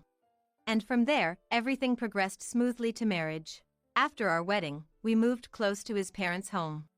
The move was spurred by the news of Marshall hurting his back. While Marshall wasn't in need of constant care, his mobility was limited enough to require assistance for longer trips. So we settled nearby in-laws' house to give them a ride when they needed and visit them regularly to check in. Initially, my in-laws seemed appreciative of our efforts. As Oscar's wife, I wanted to support them. With that sentiment, I did what I could while juggling a busy work schedule. However, as time passed, my in-laws' attitude drastically changed. Jessica, when are you going to quit your job? A married woman working, it's hurting Oscar's reputation. Why not just quit and become a housewife? They suggested. My in-laws had always seemed dissatisfied with my continued work post-marriage. Perhaps in their time, it was the norm for a married woman to quit her job. But such a mindset is painfully outdated. Grace, these days, it's perfectly acceptable for married women to continue working. You know, retirement inevitably requires money, right? I want to keep working to ensure we don't face hardships in the future.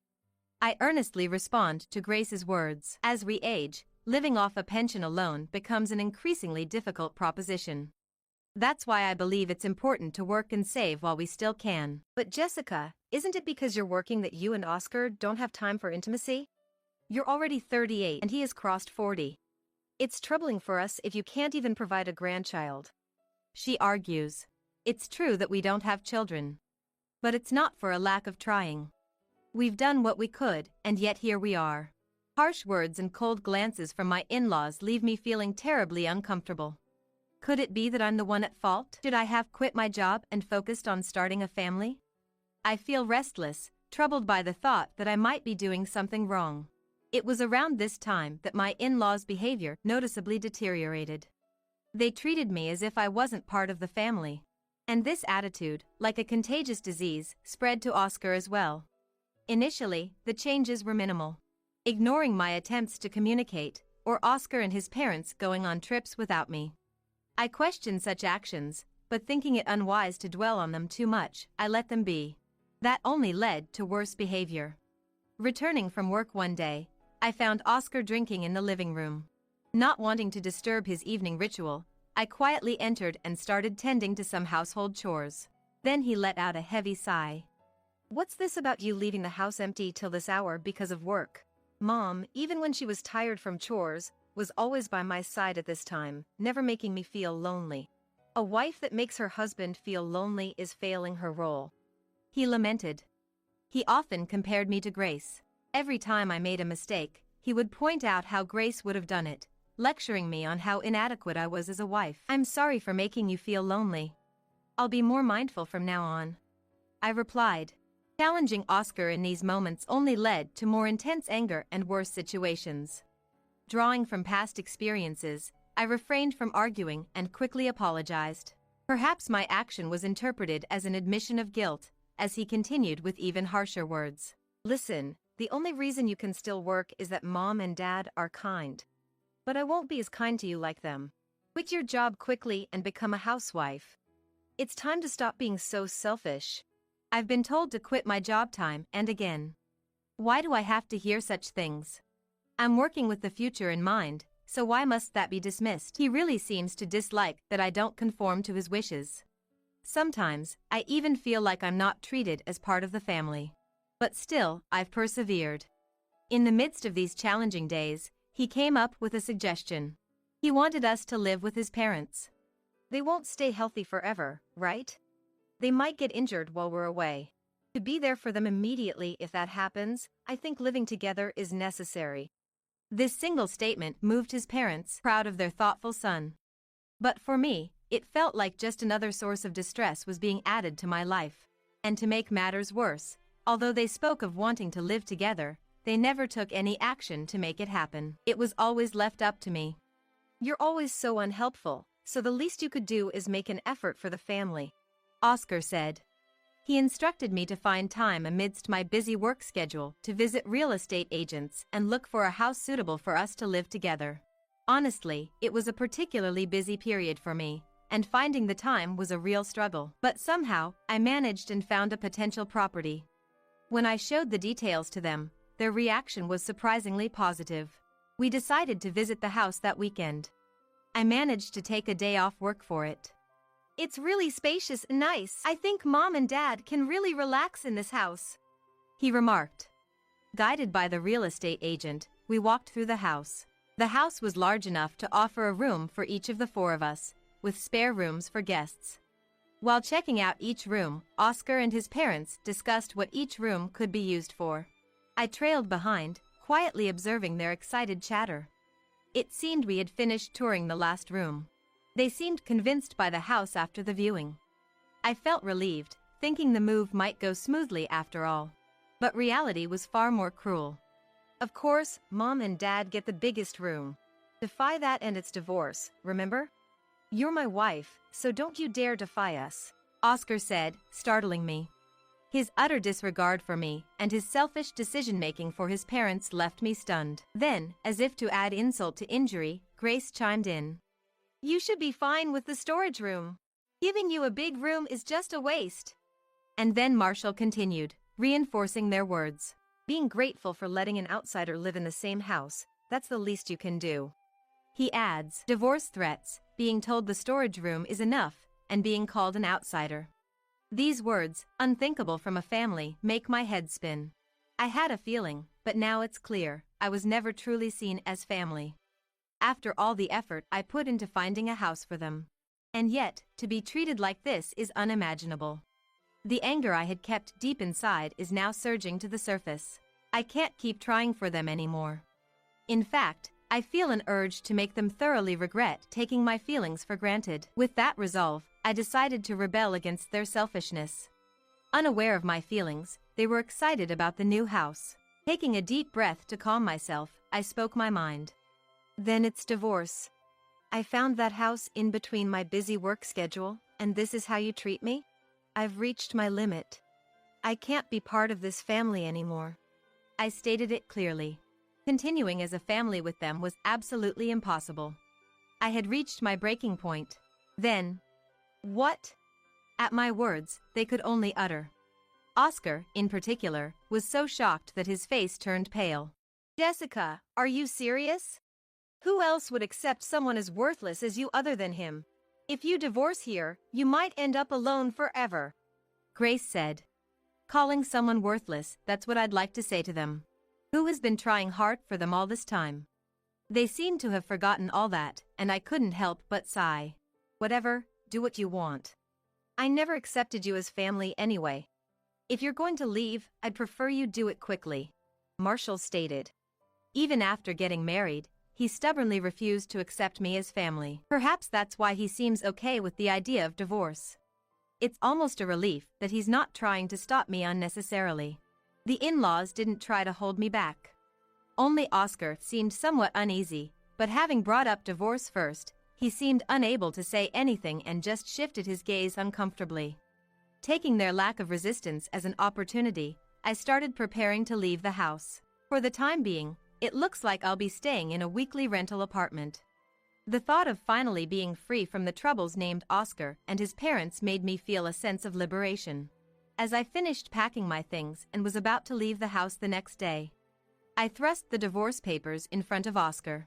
Of course, I'm fully intent on divorcing, so I had filled out everything in advance, leaving only the part for him to complete. Hearing the news, the in-laws also came to our house.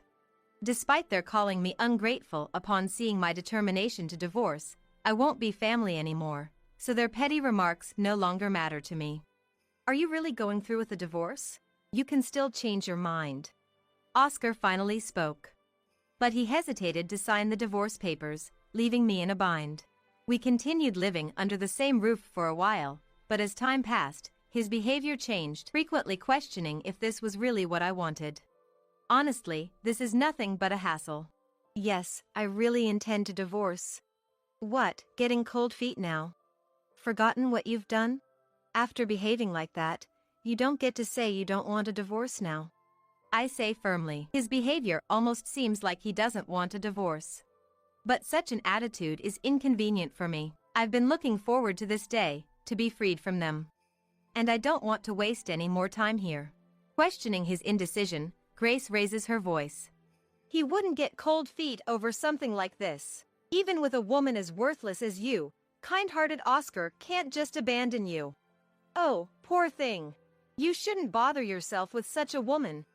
With that, Grace strokes his back. But his expression only grows more severe. I sense that Grace's words are only pushing Oscar further to the edge, but I keep that to myself and just smile. Right. Oscar wouldn't say he doesn't want a divorce now, after he initiated it. You really know him well, Grace. I say, my words dripping with irony because I know full well that Grace doesn't understand his feelings at all. Yeah, that's right. Oscar nods in a shaky voice. At this point, there's no escaping. The in-laws' eyes are fixed on him, making sure he doesn't back out. So, without rushing him, I wait for him to fill out the divorce papers. Oscar, just sign it already. There's no need to spend another moment with such an ungrateful woman. Kick her out and start living with just the family. You need to hurry up with the new house too, or someone else might take it. Marshall urges. Even after deciding on our divorce, Oscar and his parents prepared for moving into the new house. Especially the in-laws, they were so eager to live in that house. They had even spoken to the real estate agent about buying it. The house's ownership will likely be in Oscar's name. The in-laws, already living on pensions, certainly can't afford to pay a mortgage.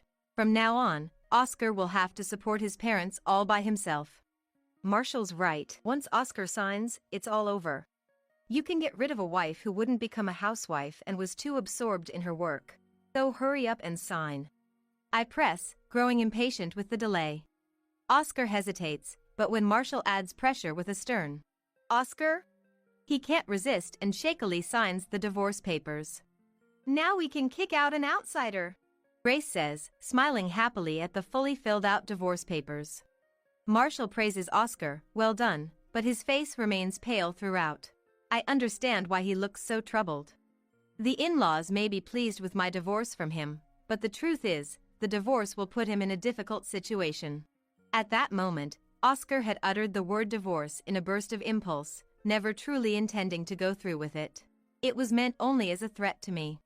He probably never imagined I would take the divorce talk seriously.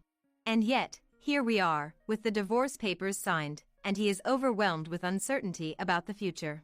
However, his parents, oblivious to these circumstances, kept pressing him to go through with the divorce. Caught between his parents' demands, he had been troubled up to this day. Now that he has signed the divorce papers, we are strangers to each other. The future life of them is of no concern to me.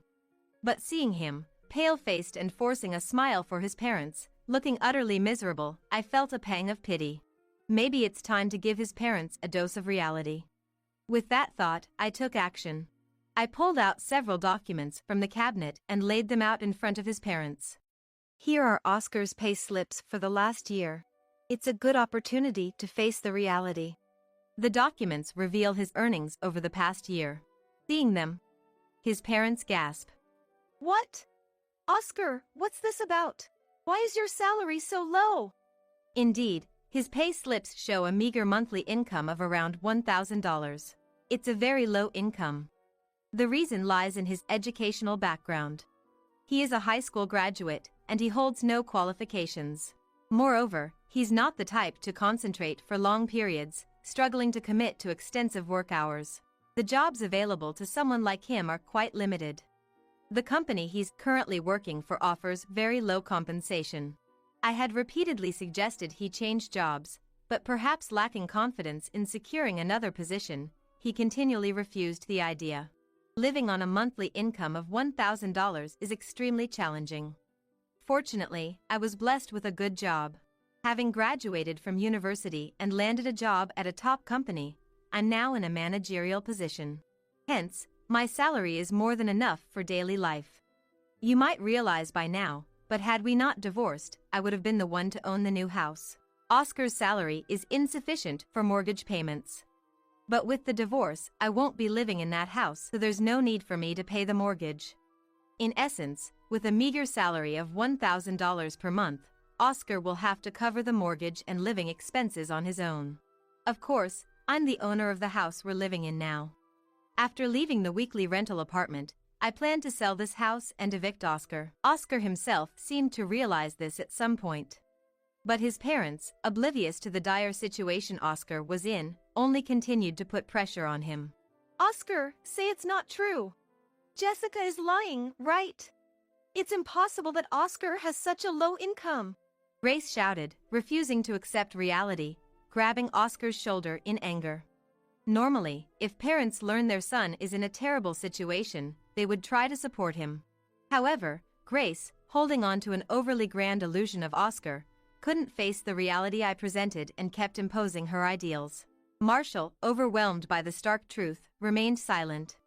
Under the intense scrutiny of his parents, Oscar finally snapped, "Enough already," and slumped down on the spot. Grace looked at Oscar with concern. "Jessica, please forgive us. We were wrong. I've been thinking these past few days, and no matter how I look at it, we can't live without you. If you're angry about what was said, I'll apologize as many times as it takes. Please, forgive us," Oscar said, offering a profound apology. His desperate attempt to make me stay almost made me laugh.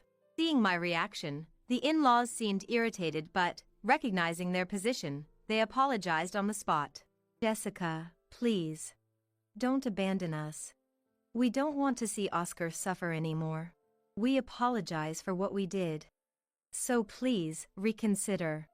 It's not too late," Grace pleaded, apologizing next to Oscar. Marshall, perhaps influenced by her, also said, "Please," and apologized. After being ridiculed and subjected to harsh words, this scene of all three apologizing simultaneously was quite a spectacle.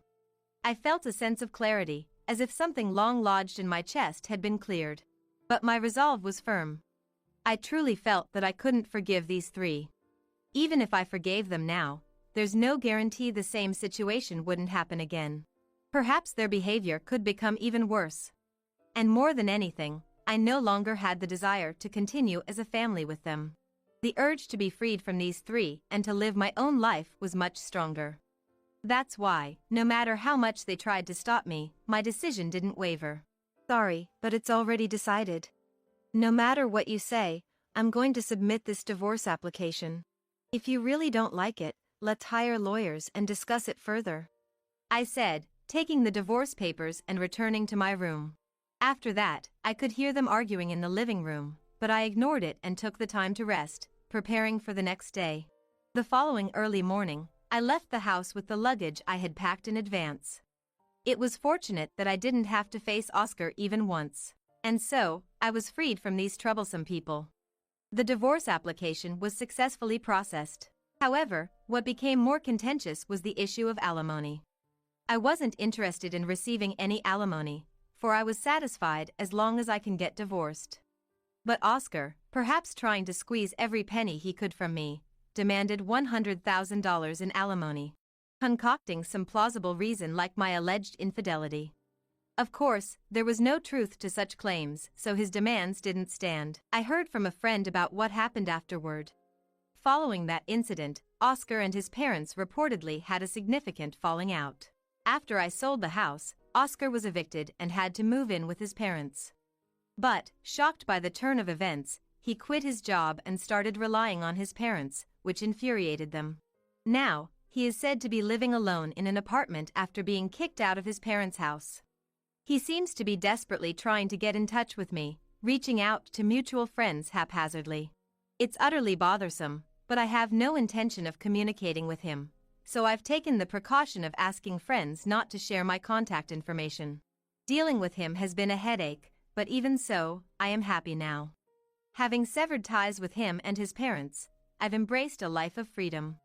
My current environment, where I can focus entirely on my work, seems to suit me well. After all that has happened, I'm not keen on married life for a while. For the time being, I plan to cherish the time spent with friends and live each day to the fullest. In this long life ahead, I want to live for myself.